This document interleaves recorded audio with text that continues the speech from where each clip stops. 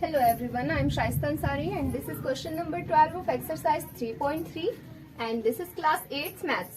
So in this question we have to find out the measure of angle P and angle S.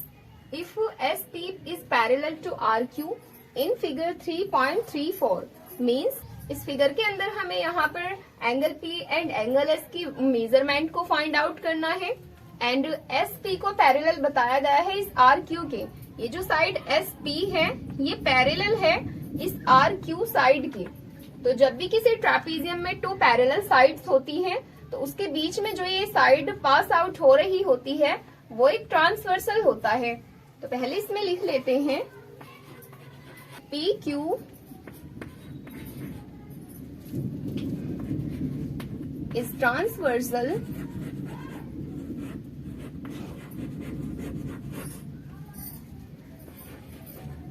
on SP and RQ.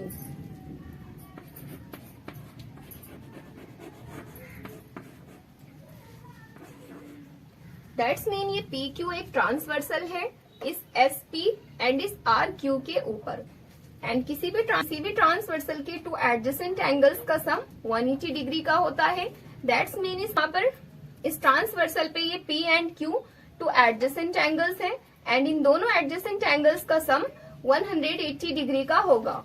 So we can write it as angle P and plus angle Q will be equals to 180 degree because these are two adjacent angles.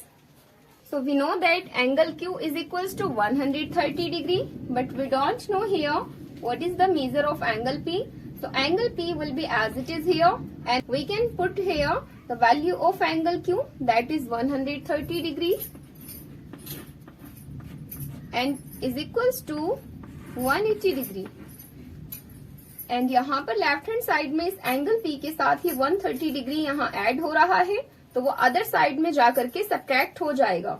Now angle P will be equals to 50 degree because जब 180 degree में से 130 degree इधर जाकर के subtract होगा तो यहाँ पर हमारे पास बचेगा 50 degree. That is the value of angle P। And अब हमसे यहाँ पर एंगल S की भी वैल्यू को फाइंड आउट करने के लिए बोला गया है। एंगल P की वैल्यू हमें मिल चुकी है यहाँ 50 डिग्री एंड हमसे क्वेश्चन में एंगल S की भी वैल्यू को फाइंड आउट करने के लिए बोला गया है। तो एंगल S की वैल्यू को हम फाइंड आउट कर सकते हैं according to the angle sum property because यहाँ पर इस फिगर के अंदर 4 साइड्स हैं एंड 4 साइड्स की कोई भी फिगर होती है तो उसको बोला जाता है क्वाड्रिलेटरल एंड क्वाड्रिलेटरल के ऑल इंटीरियर एंगल्स का सम 360 डिग्री का होता है। तो एंड यहाँ पर हम एंगल R को देख सकते हैं कि एंगल R जो है वो 90 डिग्री का है बिकॉज यहाँ पर इसमें 90 डिग्री का साइन लगा हुआ है and the measurement of a right angle is 90 degree. So according to the angle sum property of a quadrilateral we can say that angle S plus angle R and plus angle P plus angle Q will be equals to 360 degree and we can write here reason of it, that is angle sum property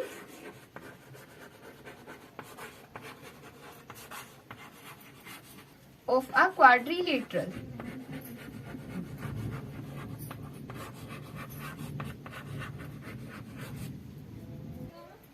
So angle S we have to find out here.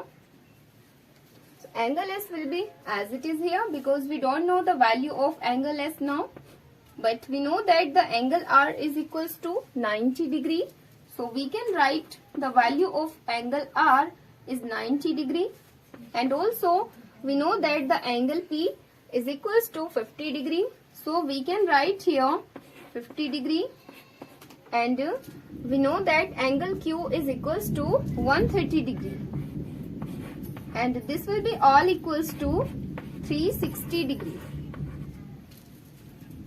Now we can add here all of these numbers, that's 90 plus 50 will be equals to 140 degree and 140 plus 130 degree will be equals to 270 degree.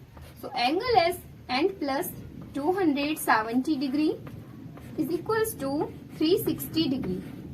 Cause in all numbers को add करके हमारे पास यहाँ 270 degree बनेगा. And now we can subtract this 270 from this 360 because this 270 is added with this angle S. And 360 degree में से 270 को subtract करके हमारे पास यहाँ एंगल S की वैल्यू आ जाएगी. तो जब 360 में से 270 डिग्री सब्ट्रैक्ट होगा तो यहाँ हमारे पास बचेगा 90 डिग्री. तो इन ऑल नंबर्स को यहाँ ऐड करके हमारे पास बना है 270 डिग्री. एंड ये 270 डिग्री इस एंगल एस के साथ में इधर ऐड हो रहा है तो ये अदर साइड में जाकर के इधर सब्ट्रैक्ट हो जाएगा. एंड जब 360 में से 270 डिग्री सब्ट्रैक्ट होगा तो हमारे पास बचेगा यहाँ 90 degree. And this is the value of angle S. तो एंगल एस की वैल्यू हमें यहाँ मिल चुकी है 90 डिग्री. एंड क्वेश्चन ने हमसे ये मालूम किया है if you find measurement of angle R, is there one more method to find measurement of angle P? तो क्वेश्चन में हमसे पूछा था कि एंगल R की वैल्यू को फाइंड आउट करने के लिए क्या एक से ज्यादा मेथड्स हो सकते हैं. तो एंगल R की वैल्यू को फाइंड आउट करने का एक तो ये मेथड था कि सिंपली हमें यहाँ दिख रहा था कि वो राइट एंगल पर है तो वो 90 डिग्री का होगा. बट इसमें एक और मेथड हमारे पास ये हो सकता है कि एंगल एस का एडजेसेंट एंगल आर है. जैसे कि एंगल एस की वैल्यू हमारे पास आई है 90 डिग्री. तो अगर हम देखें तो angle S and angle R दोनों के दोनों एंगल्स एक दूसरे के एडजेसेंट एंगल्स हैं. एंड टू एडजेसेंट एंगल्स का sum 180 degree and two adjacent angles का सम 180 डिग्री का होता है. तो ये दोनों के दोनों एंगल्स 180 डिग्री के होंगे. So this was the answer of this question, and now let's come to the next question.